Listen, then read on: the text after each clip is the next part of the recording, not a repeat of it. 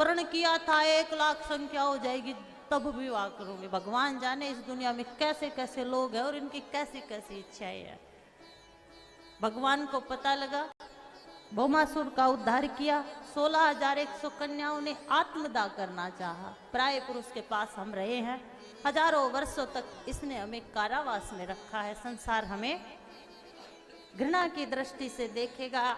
उन्होंने अपनी जान देना चाहा और भगवान ने उनकी जान बचाने के लिए उन्हें अपना लिया। और इस प्रकार मेरे गोविंद के 16,108 विवाह हुए। बोलना पड़ेगा महाराज। वो स्त्री दुनिया में सबसे ज्यादा अपने आप को सुरक्षित समझती है जिसके साथ उसका पति खड़ा हो। बाजार में, दुकान में, कहीं भी तुम जाती हो तो तुम्हारा पति तुम्हारे साथ होता है तो डर नहीं लगता ना। बोलना पड़ेगा। घर की स्त्री को अगर कोई जरूरी काम ना हो तो कभी किसी पुरुष के साथ नहीं जाना चाहिए। बोलना पड़ेगा हमारा। पुरुष की पुरुषार्थ इस बात पर निर्भर करता है कि उसने कितनी माताओं का जीवन बचाया है, कितनी माताओं को सुरक्षित किया है। आपके कारण आपकी बेटियां बहुएं, गली की बेटियां बहुएं कितनी सुरक्षित हैं। किसी को जीवन देने में ही आपके जीवन को मर्यादा पुरुषोत्तम राम और मेरे कृष्ण ने भी किसी का जीवन बचाने के लिए उसे अपनाया है।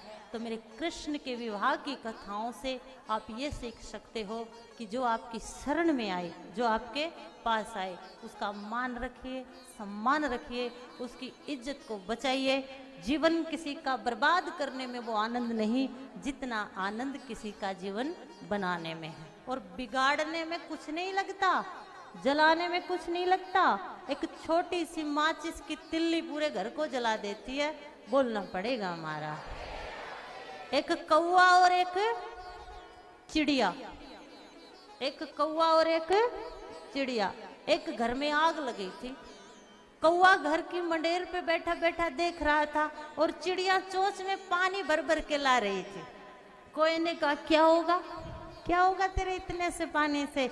तो चिड़िया कहती है ये तो मुझे पता नहीं क्या होगा, लेकिन जब इतिहास इस वक्त को और इस बात को दोहराएगा तो तुझे तमाशा देखने वालों में गिना जाएगा और मुझे सहायता करने वालों में। तो ऐसे बनिए, आपकी वजह से किसी बेटी बहन का जीवन बने, ना कि बर्बाद हो। बोलना पड़ेगा हमारा। कृष्ण की कथा, भगवान श्री कृष्ण की ये भागवत गीता आपसे कहती है भागिए मत। भगवान ठहरे हैं, एक हो या 16,108 रानियां, जब जब भगवान को जिसने भी पुकारा है भगवान आए हैं और भगवान ने उन्हें अपना सानिध्य दिया है। भगवान ने 16,108 रानियां तो 16,108 महलों की व्यवस्था की है। 10-10 पुत्र हुए हैं। शाम को या कल इस समय गिनती कर लेना यदुवंश की कितनी संख्या हुई। कल वैसे भी फ्री हो, बोलना पड़ेगा। यदुवंश का विस्तार हुआ है।